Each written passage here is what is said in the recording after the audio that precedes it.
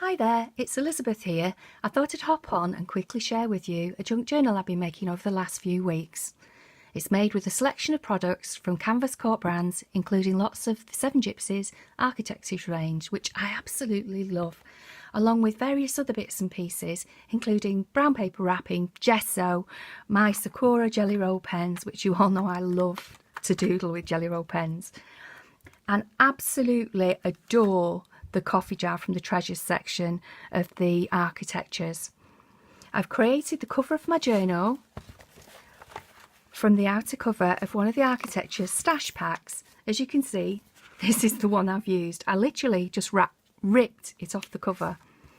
It was actually the which stash pack was it? It was Enjoy, and you can see from this one the difference between the two. I've literally taken it off and I've just sanded it back to give the cover a little bit of tooth so that anything I put over the top will adhere to it a little bit easier, because there's something there to grip onto. I've made two signatures for my journal and they're both hand stitched with a wax linen thread. I decided I wanted the spine to coordinate. I didn't want to use anything that would stand out too much. So again, I've been hacking at the covers of one of my pads. So from the Eau de Jour, I've used half of the cover, and that has created the spine that my two signatures are now sewn into. I've left the threads loose because I quite like the idea of them being quite rough. I didn't want it to be quite tidy and finished off. The cover of the journal is made from a selection of papers. I've used Eau de Jour, I've used the Wanderlust paper in both the 8x8 and the 12x12, and I've also used the Architecture's paper pad. In fact, I've been chopping away at all of these for weeks for various projects. I absolutely love the papers. I've also been using some of the stickers from the stash packs, and also some of the rub-ons from the Pose selection. I love the coffee jar. I think it's absolutely fabulous, and I couldn't resist using it on the cover of this one.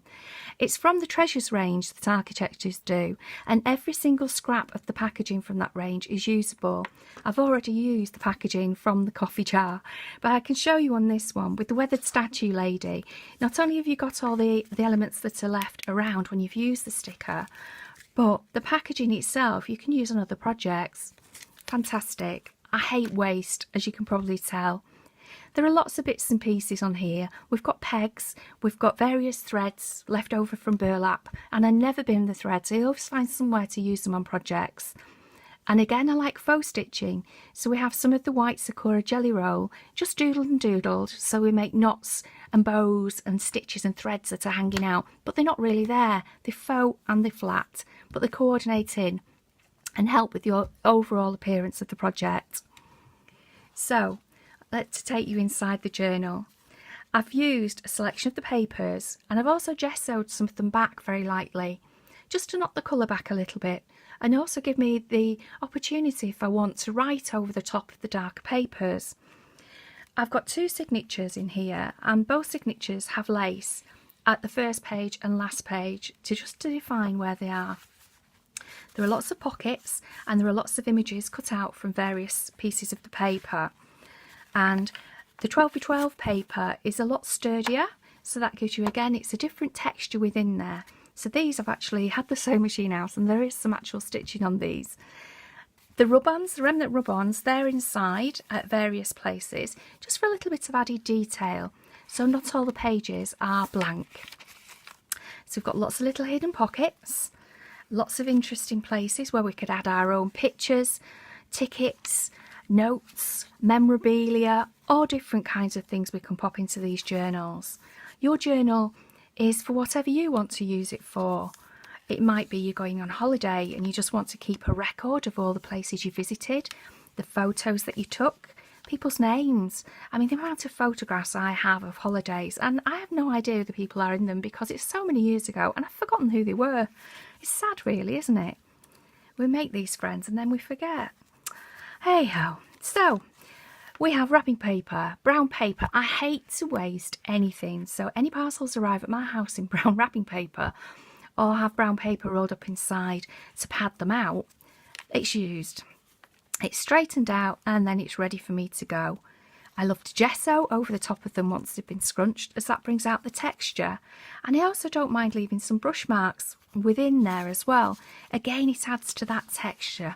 Whitewashed walls, and it's just yummy. And it works perfectly with all the papers from the Seven Gypsies range.